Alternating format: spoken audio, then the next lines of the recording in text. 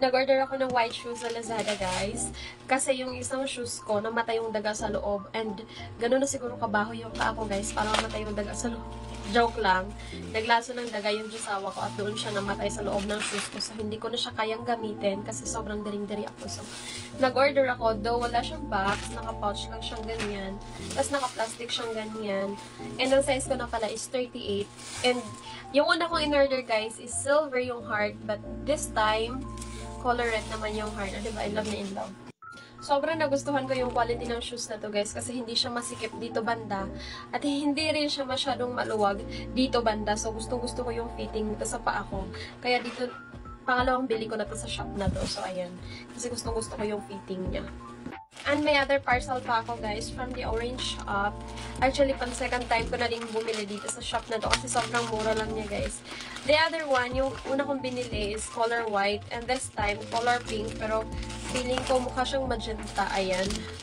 So, let's see kung anong meron sa loob.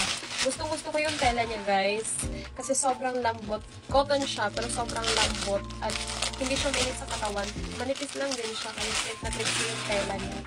And sobrang mura lang, guys. For the Terno, itong dalawang to, 200 pesos lang. At ganito siya. Ayan, ganito siya. Kita ba?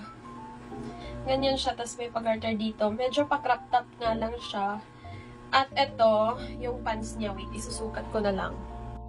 So, guys, ganyan siya. Ganyan siya kahaba. At may papulsa siyang dalawang ganyan.